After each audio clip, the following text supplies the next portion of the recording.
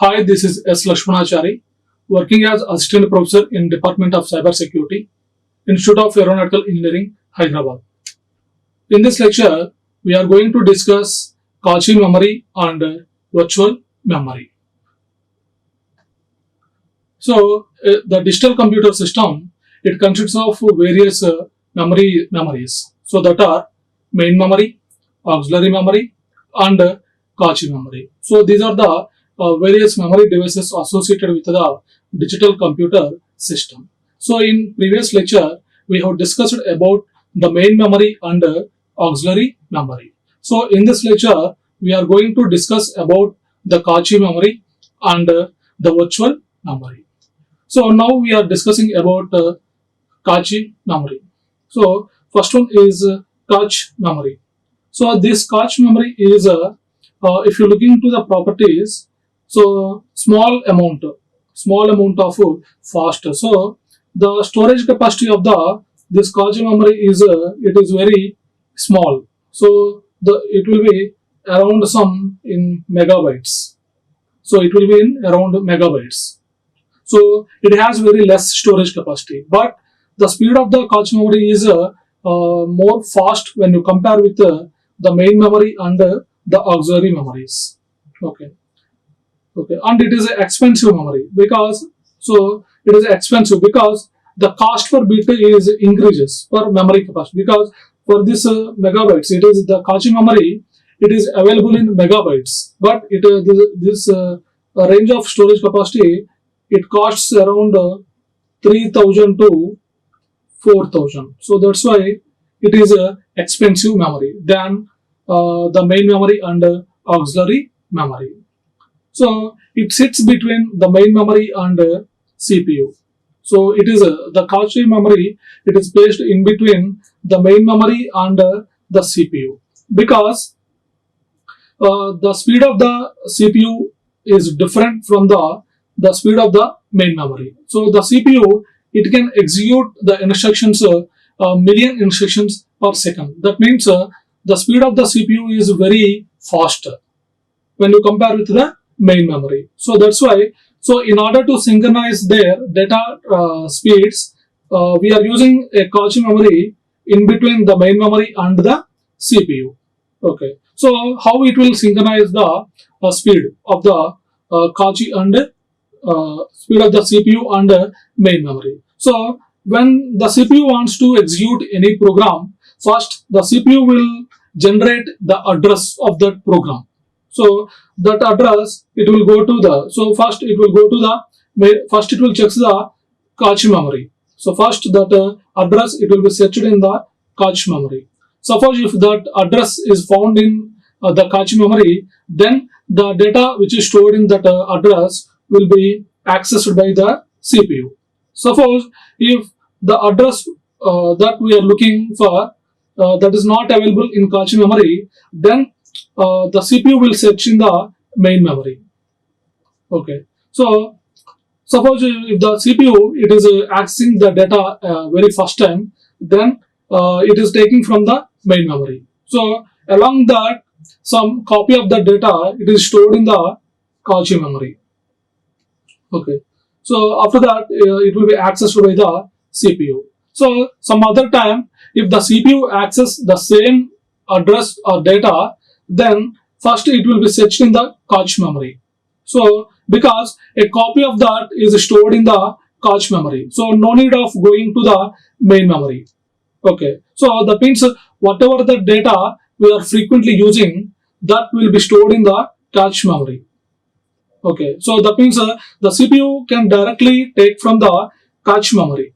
No need to go to the main memory. So that is so in that way, the speed of CPU and main memory can be synchronized by placing a small amount of cache memory in between the CPU and the main memory. So, okay.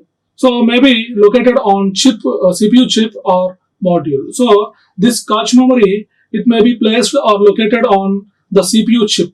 So because this is a CPU, so CPU inside that we have a processor.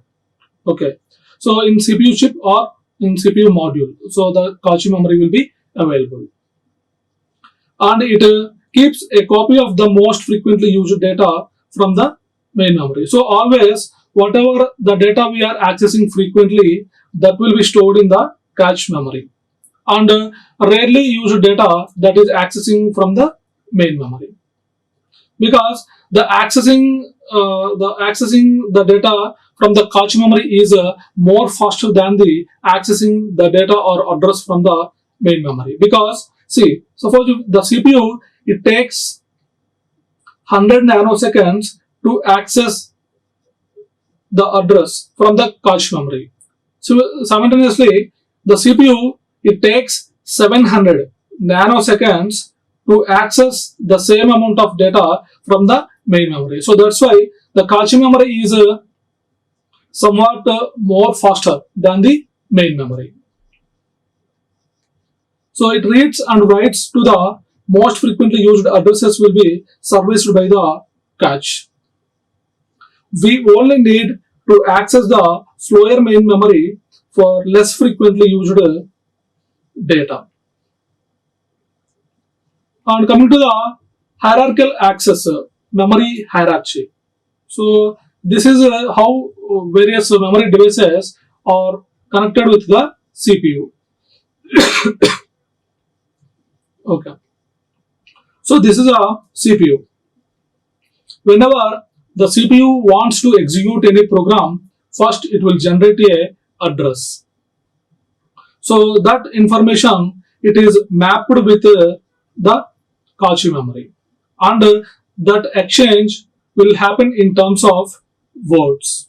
Okay. So whenever the address is generated by the CPU, that address information will be mapped with the cache memory, and when it is mapped, then there will be a exchange in between the CPU and cache memory. So that exchange will happen in terms of words.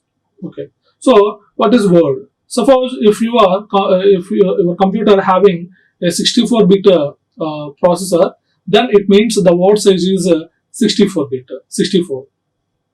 Similarly, if the computer is having a 32-bit processor, the word size is 32-bit. So that is the meaning of the word. And similarly, so when the CPU is searching the address, suppose if that address is not found in the cache memory, then that cache memory will be mapped with the main memory, because that whatever the address the CPU requires, that is not available in the cache memory. So that's why this cache memory is mapping with the main memory, because that address, it may be available in the main memory. Okay, so that's why this main memory is mapping with the cache memory, and that exchange will happen in terms of blocks. And after that, even if that address is not available in the main memory, then the CPU, then the main memory, it will be mapped with the secondary memory, because the secondary memories are they are large in storage capacity.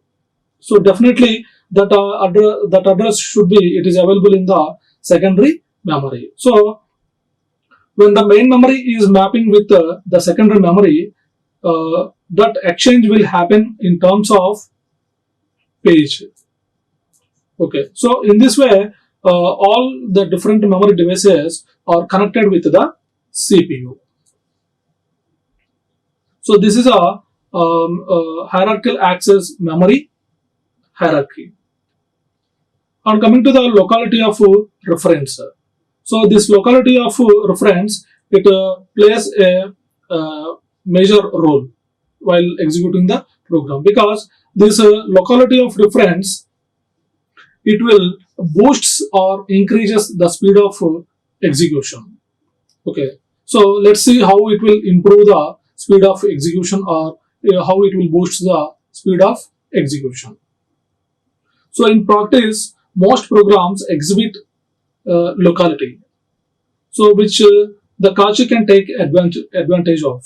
So let's see what is the locality of reference. Locality of reference is the tendency of the processor to access same set of memory addresses or memory locations repeatedly over a short period of time that will boost or increases the speed of execution. So this locality of reference is a tendency of the processor to access same set of memory locations over a short period of time. So that will boost or increases the speed of execution. Okay. So basically here, locality of references are classified into two types. One is temporal locality and the second one is spatial locality. Okay. So further we will see how this locality of reference will boosts or increases the speed of execution. So see here. So first one is a temporal locality. So the principle of temporal locality says that if a program accesses one memory address, there is a good chance that it will access the same address again. So that means, see here, we have a hard disk and RAM. Okay, so let assume the addresses are 4000, 4001, 4002, 4003, 4004, 4005. Okay. Okay. So see here. Suppose if the CPU is accessing one address, let assume this is a address 4002. So if the CPU access this 4002 memory address repeatedly, that means suppose if the CPU is accessed this 4002. Okay. So after that, let's see. So first it is accessed 4002. So after that 4003. So again it is accessed 4002 address. Next 4004. Next 4002. So like that. So that means here the same address the CPU is accessing several times. So repeatedly it is accessing. So okay. So that means every time the CPU has to go to the hard disk in order to access this address. So instead of going directly to the hard disk every time, whatever the address the CPU is accessing frequently, that will be stored in the main memory. So that is nothing but RAM. So this address, so the data of this address, it will be stored in here somewhere in the memory, main memory. Then the CPU is accessing from that memory, from that memory address, so that the speed of execution will be improved, because here going from the main memory to the hard disk, it takes more time, because the CPU can take 700 nanoseconds in order to access the memory address from the hard disk, whereas the CPU can take only 100 nanoseconds in order to access the address from the main memory. So obviously the speed of execution, the speed of program execution improved, because here with a lesser span of time we are able to access this memory address. So in this way the speed of program execution will be improved. So that is a temporal locality. So that means we are accessing the same address several times. So that address we are storing in the main memory, and from the main memory we are accessing whenever the CPU required.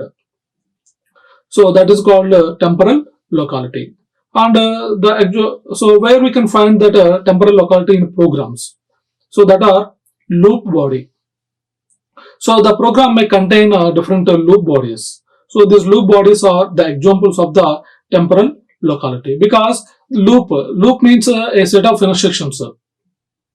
That set of instructions are executing repeatedly several times over a period of time. So that's why.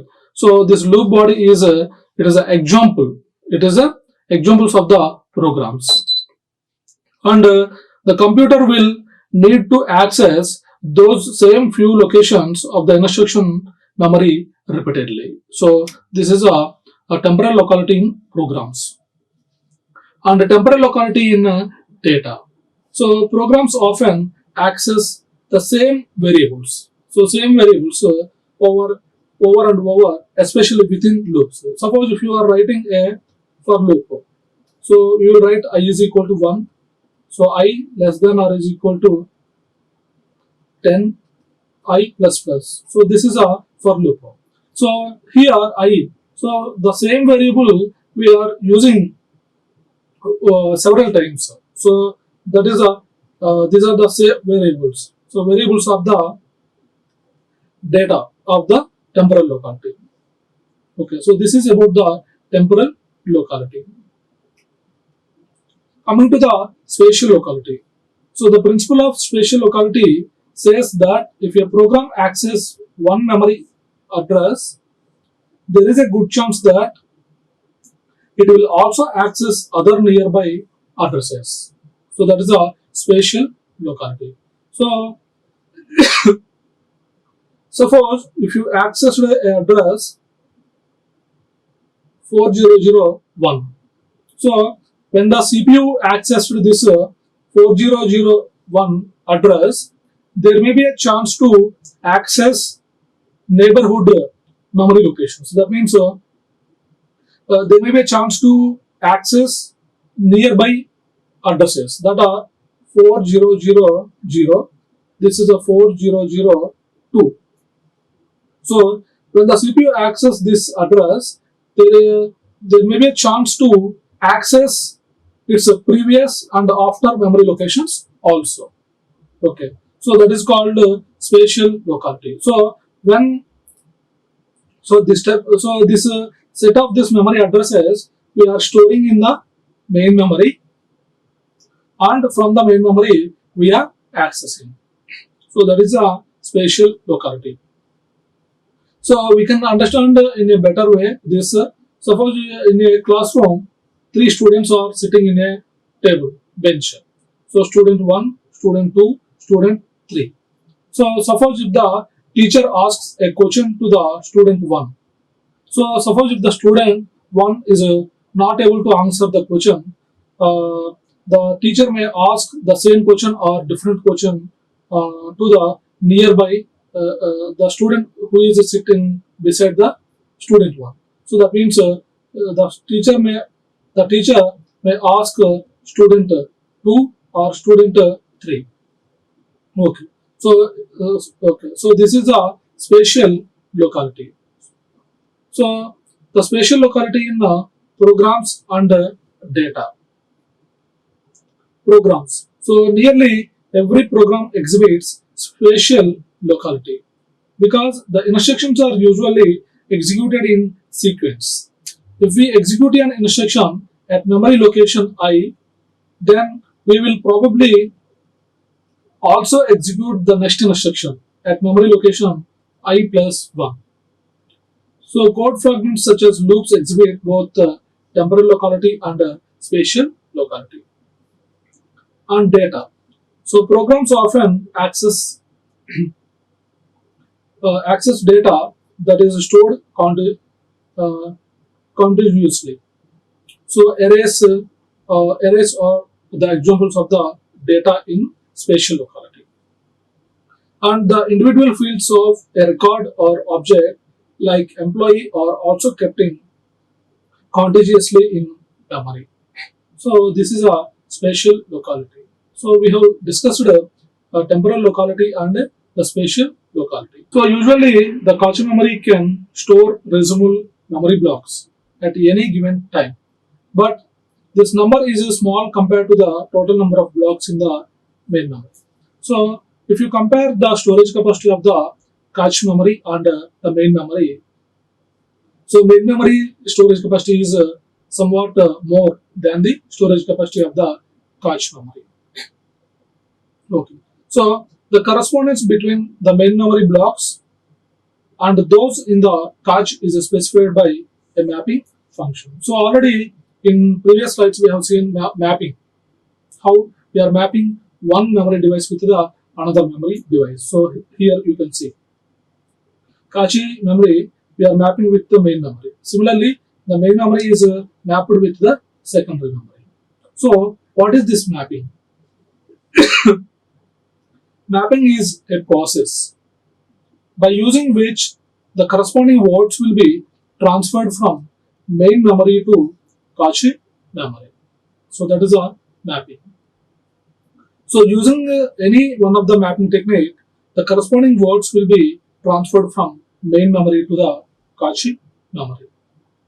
Okay. So in order to transfer this data from one memory device to the other memory device, we are using different mapping techniques. So that are direct mapping technique, associative mapping technique, and set associative mapping technique. So these are the three important techniques that we are using for the mapping. So let's see one by one. So in order to understand this memory organization, let's consider the example of main memory and the cache memory. So main memory is 32K by 12. So the size of the main memory is 32 kilobytes, and the word size is 12. And coming to the cache memory, so cache memory size is 512 bytes, and the word size is 12. So these two memory devices are accessed by the CPU. So the main memory requires 15 address lines. 15 address lines in order to access every address in the main memory, because 2 power 15, 2 power 15. So that is equal to 32K. So that means we require a 15-bit address in order to access the main memory. So 32 kilobytes main memory. Similarly, in order to access cache memory, we require 9 address lines. 9. So 2 power 9 is equal to 512 bytes. Okay. So it requires 9 address lines in order to access the cache memory. So first mapping technique is the direct mapping. So associative memories are expensive. Compared to random access memories because of the added logic associated with each cell. So associative memory it consists of different memory cells, and each memory cell it is associated with some logic. Some logic. So the cost of the every cell is more. So that's why the associative memories are more expensive when you compare with the random access memories. And direct mapping uses RAM instead of CAM. So in this direct mapping, we are using RAM instead of CAM. So instead of CAM means content addressable memory. So the n-bit memory address is divided into two fields. K bits for index field and n minus k bits for its tag field. So that entire the address of the main memory we are dividing into two fields. Okay. So k bits for index field. So k bits for index. So for index we are using 9 bits. So total are 15. Okay. So out of the 15, so 9 bits are used for index. So 15 minus 9, so that is equal to 6. So 6 bits are used for in order to represent the tag. So this one. So 6 bits are used to represent the tag, and 9 bits is used to represent the index. So using the two fields, we are able to access all the addresses in the main memory. And the data, so in every memory location of the main memory, we can store 12 bits. So that means the word size is the 12. So here also, in the cache memory also, the word size is 12. And in order to access the cache memory, we require nine address bits. So this index. So using this index, we are able to access the cache memory. Okay. So here all the addresses are represented in octal addresses. All the addresses are represented in the octal. So that means every digit in the octal number, it is represented with a three bits in the binary. Okay. So that means so how many digits are there in the octal address? Five digits. So 5 into each digit, it is represented with a 3-bit binary number. So 5 into 3. So total 15 bits. So total 15 bits are required in order to access the memory address of the main memory. So see here. So this is a direct mapping cache organization. The internal organization of the words in the cache memory is as shown in figure. So this is an internal organization. This is a memory address. This is a memory data. So here in this, every location, it is associated with the memory address as well as memory data. Okay. So this is a main memory. So in order to access the main memory, we require 15-bit address. Whereas in order to access the cache memory, we require 9-bit address. So the tag field of the CPU address is compared with the tag in the word read from the cache. If the two tags match, there will be a hit and the desired data word is in cache. Suppose if the we are accessing, the CPU is accessing this address, all zeros. So it's a tag address. It's a see here. So tag address, it is comparing with the tag address in the cache memory. So the tags are matched. So the tag is matched and index address also matched. So so whenever the CPU it wants to execute any program, first it will generate the address. So that address first it checks in the cache memory. So suppose if that address is not available in the cache memory, then it will go to the main memory. So if that address is available in the cache memory, that can be considered as a hit. Then whatever the data that is present in that memory address, that will be sent to the CPU in order to access. Suppose if that address is not available in the cache, okay, so that is considered as a miss. So then see here. Suppose if you see here this address 00, see here 00,777. So this is, suppose if the CPU wants to access this address. So is that address available in the cache memory? So suppose first we will see. So first we are comparing tag. So tag field are 00. So tag 00 is there. But the index address 777. So 777 is not there. 777 with the tag 00 is not available. So that can be considered as a miss. So in that case, so the tag will be 00 and so 777. So 777 will be placed in the index address. Okay. Otherwise, you can take some other. Okay. So see here. So this is a 01777. 01777. So 01777. So first 01. So 01 is a tag number. So that 01 it is not available in this cache memory. So already previously 02 is there in the tag field. So that 02 it is replaced with 01. Okay, and now the data word from the memory data is copying to that address. So 6710 it is overwrite with the 4560. So in this way, whatever the address is not available in the cache memory, then a data is moved from the main memory to the cache memory. Okay. So the disadvantage of the direct mapping is that the hit ratio can drop considerably. So hit ratio means the ratio of the number of hits to the summation of number of hits and number of misses.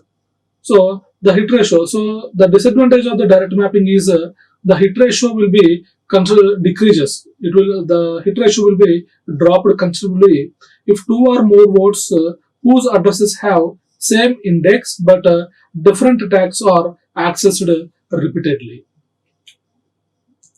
So see here, same index but different. So see here.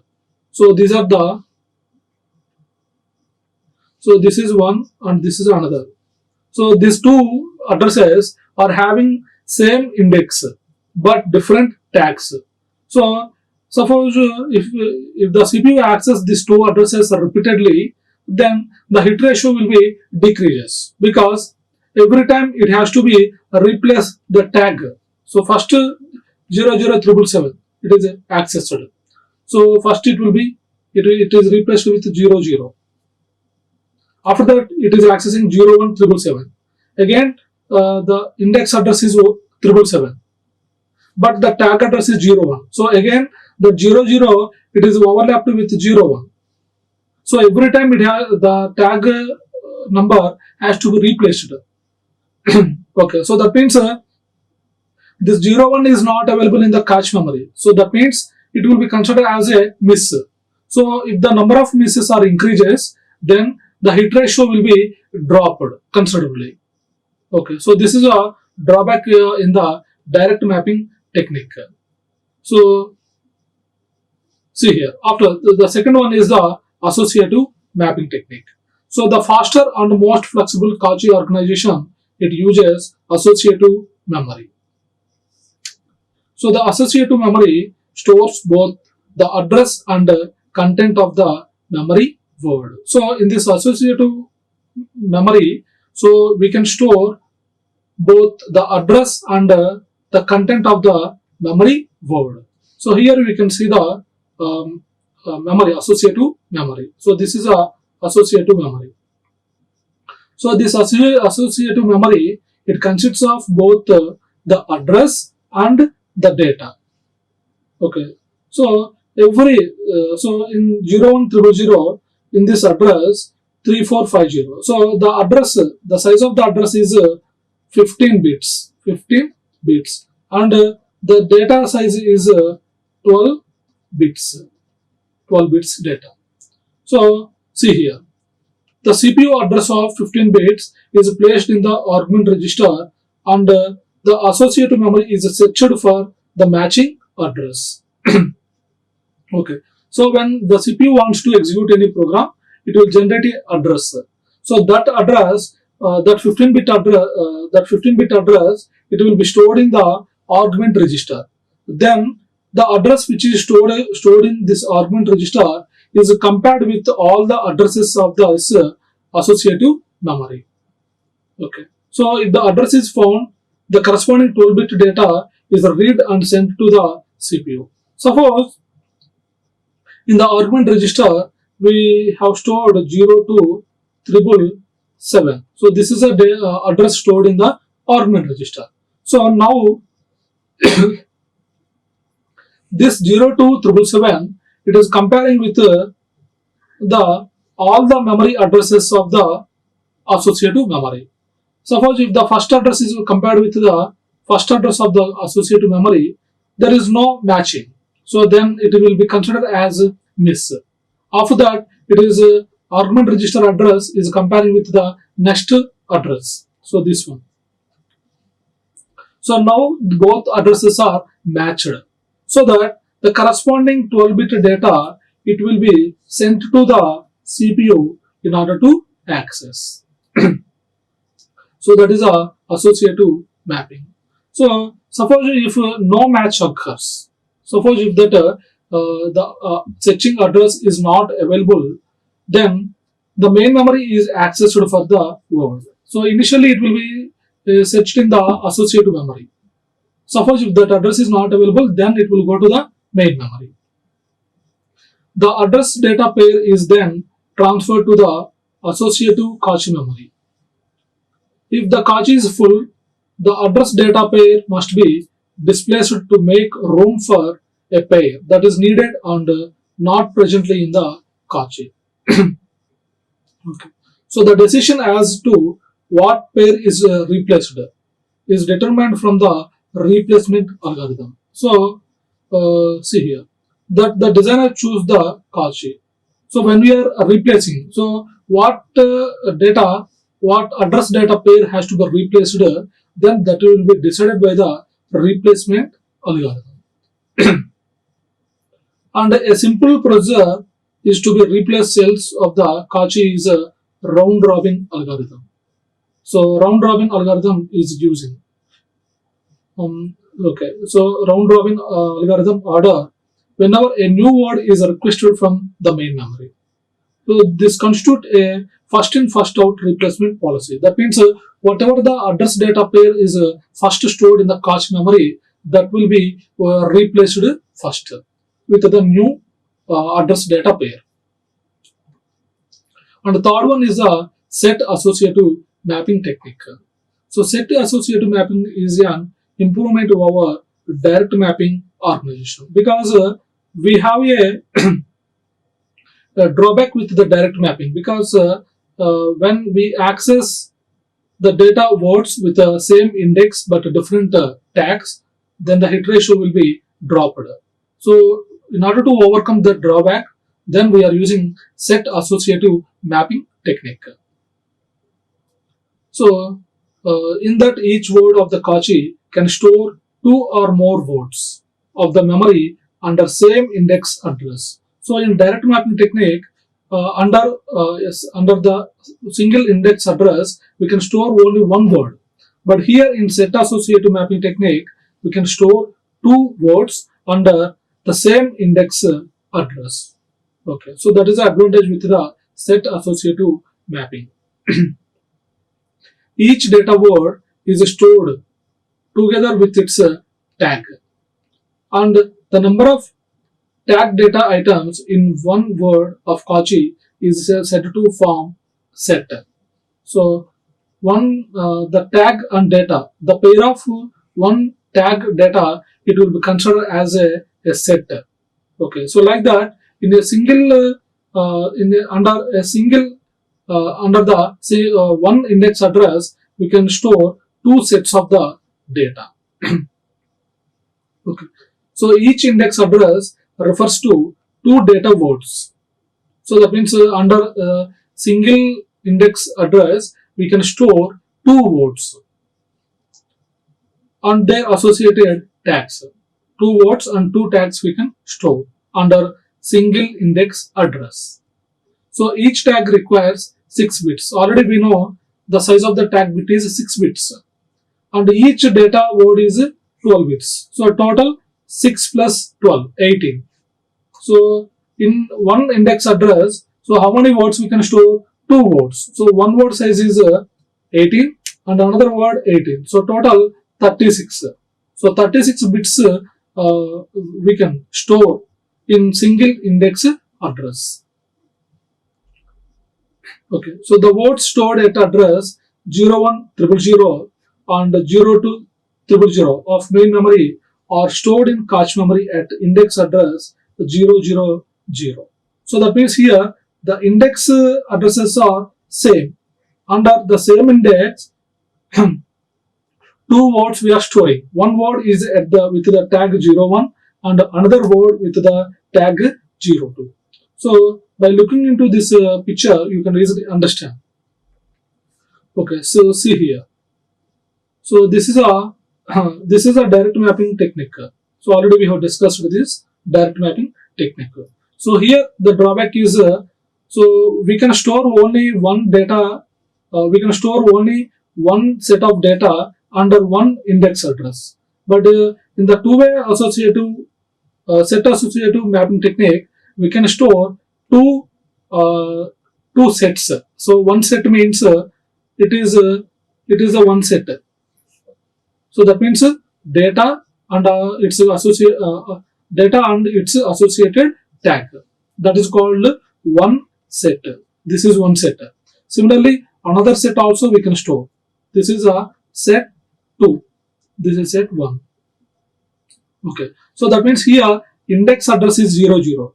So under the index address 000, we have stored the data 3450 with the tag 01. We have stored 5670 with the tag 02. Okay. So see here. See. Suppose if you want to access 02777, 01777, 01777, 02777. So suppose if you are accessing 02777, so 02 is the tag and the index is the 777. Suppose if you want to access this address 01777, so that tag 01 is not available in the cache memory. So that's why we have to replace this previously stored tag 02 with 01, and the corresponding word we need to replace it 4560. So here in the set associative mapping, the problem is not there, because we can store multiple tags. We can store multiple tags under same index number. Okay, so see here. Suppose you see here. So 02777. So tag bits are 02. So 02. So that data word 6710. So this is one set. So we can also store another set, that is this one. So 01777. So its index address is 777 and its tag is 01. So 01 is there. So here you can store 01. So otherwise you can consider this one. So here the index address is 777 and the tag address is 00. So 00 is the tag address. So here 2340 is the data. So 2340. Okay, so that means here using this set associative mapping technique, it will increases the hit ratio. Okay, so that is the advantage with the set associative mapping technique. So these are the three different mapping techniques: direct mapping, associative mapping technique, and set associative mapping technique. And coming to the virtual memory. So virtual memory is it is not the real memory. It is an illusion of the physical memory. So in a memory hierarchy system, programs and data are brought into the main memory as they are needed by CPU. Virtual memory is a concept used in some large computer systems that permit the user to construct programs as though a large memory space were available, equal to the totality of the auxiliary memory. So a virtual memory system provides a mechanism for translating programs generated address into the correct memory locations. This is done dynamically. While programs are being executed in the CPU, the translation or mapping is handled automatically by the hardware by means of mapping table. So we have two spaces. One is a address space and another one is a memory space. So the address used by the programmer are called virtual address. The addresses used by the programmer are called virtual addresses, and the set of such addresses is called address space. Similarly, the address in main memory is called location or physical address, and a set of such addresses is called memory space. So these are the address space and the memory space. So in most computers, the address and memory spaces are identical. The address space is allowed to be larger than main memory space in computers with virtual memory. So in order to understand this, as an illustration, consider a computer with a main memory capacity of 32K volts. So 15 bits are needed to specify a physical address in memory because 32K. So that means we require 15 address lines in order to access the main memory. And similarly, and suppose that the computer has available auxiliary memory for storing 2 power 20. So auxiliary memory, in order to access the auxiliary memory, we require 20 because the size of the auxiliary memory is 1 MB.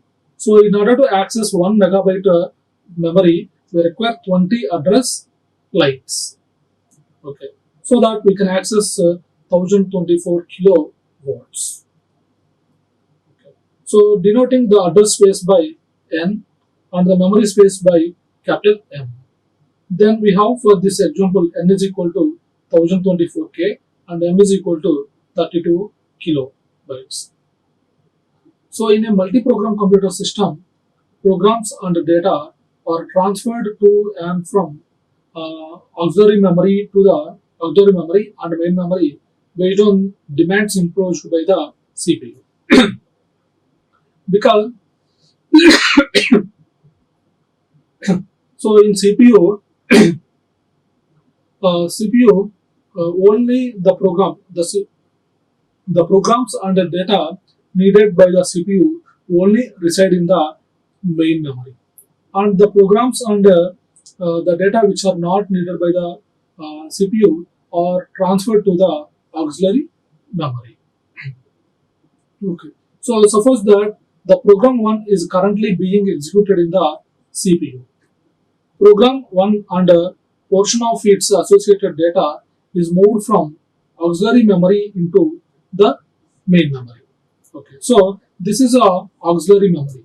So in auxiliary memory, the size of the auxiliary memory is it is large in size, and the inactive programs and data that are stored in auxiliary memory. So this program 1 and program 2, these are stored in the auxiliary memory, and whenever the CPU is required the program 1, then that program 1 will be transferred to the main memory in order to execute. So the program 1 is transferred to the main memory. So from the main memory, the CPU will execute that program. So when the CPU finish its execution, then the program 1 again it will be transferred back to the auxiliary memory in order to free up the space of the main memory. Okay. So in this way, the programs will be shifted from the auxiliary memory to the main memory and main memory to the auxiliary memory. So the address field of an instruction code will consist of 20 bits. Okay. So address field of the instruction. So always the instruction address is 20 bits because here we have assumed the auxiliary memory is 1 megabyte. In order to access 1 megabyte, we require a 20-bit address. But the physical memory address must be specified with only 50 bits because the physical memory. So that means the main memory we have assumed 32K kilobytes. 32 kilobytes means we require 15 bits. Okay. So here you can see the memory table for mapping a virtual addresses. So virtual address. So virtual address is it is a 20-bit address. So that 20-bit physical address it will be stored in the virtual address register. So it is a register. In that it will be stored the 20-bit address, and the 20-bit physical address. The 20-bit address we are giving to the virtual address. We are giving to the memory mapping table.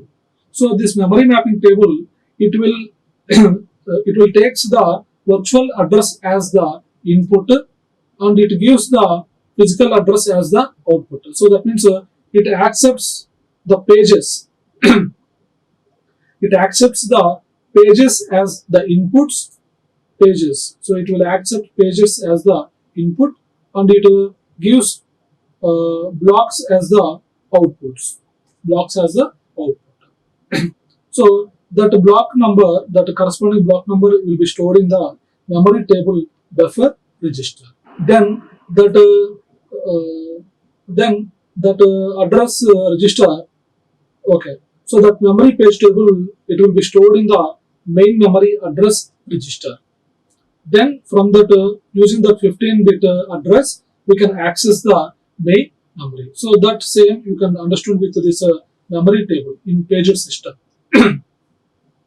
So this is a virtual address. So the size of virtual address is a 20-bit. But for the simplicity here, we have represented the line number with the 13-bit number. So total. So the top, the higher 3 bits are used to represent the page number. Page number. So here the bits are 3. So that means 2 power 3, 8. 8 pages are there. So page numbers are 000, 001, 010, 011, 100, 101, 110, 111. So these are the different pages. Okay. Okay. So this is a memory mapping table. So the memory mapping table, it accepts the page number as input, and it gives the block number as the output. So see here, and we have a present bits. So these are the present bits. And in every page we have stored a block. So that means here we are mapping the pages with the corresponding blocks of the main memory. So see here. So here we have 4 blocks. So in the main memory we have block 0, block 1, block 2, block 3. So total 4 blocks are there. So these 4 blocks we are mapping with the 8 pages.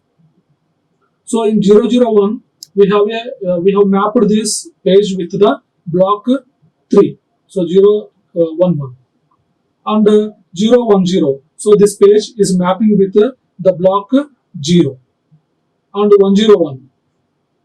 So this page is mapping with block 1. Next 110. So this page is mapping with 10. That means block 2.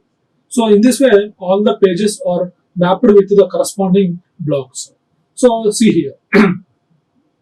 So 11. So 11 means block 3. So block 3 is available in the main memory.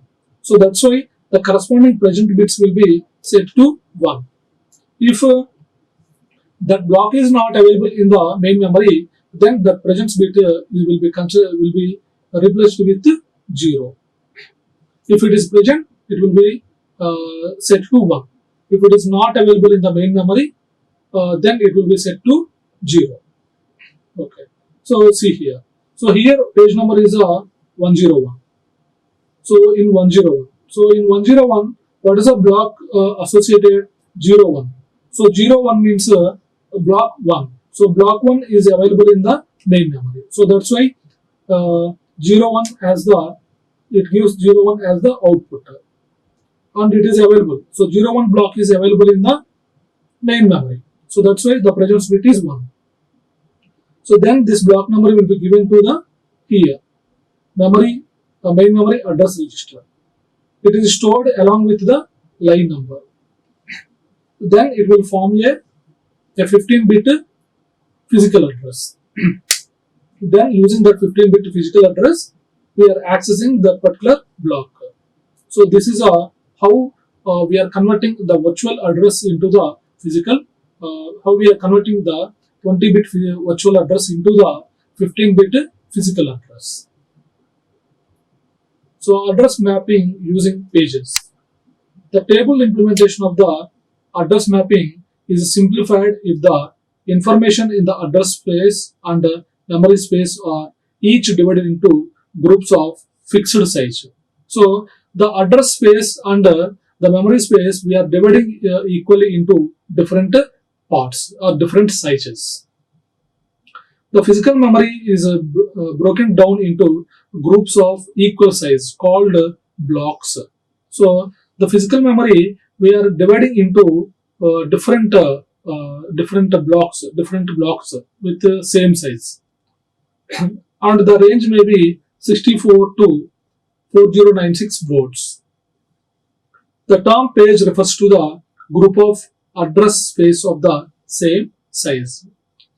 A page refers to the organization of address space, while the block refers to the organization of memory space. So that means the main memory we are dividing into equal sizes, and a group of physical addresses are called memory space. The programs are also considered to be split into pages. Portions of programs are moved from auxiliary memory to the main memory in records equal to the size of the page. So the term page frame is sometimes used to denote a block. So see here. So in order to understand, consider a computer with address space of 8K and memory space of 4K. So this 8K we are dividing into equal sizes. That means the size of each page, we are dividing the entire this address space, we are dividing into the pages. And the size of each page is 1 kilobyte. 1 kilobyte. So that means total we got 8 pages. So this is page 0 to page 7. So in order to access this address space, we require 13 address lines. Similarly, the main memory is dividing into equal blocks, equal sizes, and the size of each portion is can be called block. So total size is 4K. So we are dividing this 4K into 4 parts, equal parts. So the block size is 1 kilobyte. So total we have 4 blocks. So now we are mapping these pages with the corresponding blocks. But the number of pages are not equal to the number of blocks in the main memory. So see, so then how we can map? So page 0 we are mapping to the block 0. Then page 1 we are mapping to block 1. Page 2 we are mapping to block 2. Page 3 we are mapping to the block 3. So at any given point of time, the memory space can store only 4 blocks of data. Now the page 4 it can be mapped with block 0. Page 5 with block 1. Page 6 with block 2. Page 7 with block 3. So in this way, all the pages of the address space are mapped with all the blocks of the memory space. At any given time, up to 4 pages of address space may reside in main memory in any of the 4 blocks. The mapping from address space to memory space is facilitated if each virtual address is considered to be represented by 2 numbers: page number, address, and line within the page. In a computer with 2 power 3 words per page, P bits are used to specify a line address. So we have a different words. So total these are 2 power P. So in order to represent all that words per page, we require P bits in order to specify the line number. So these are the line numbers. And the remaining higher order bits of the virtual address specify the page number.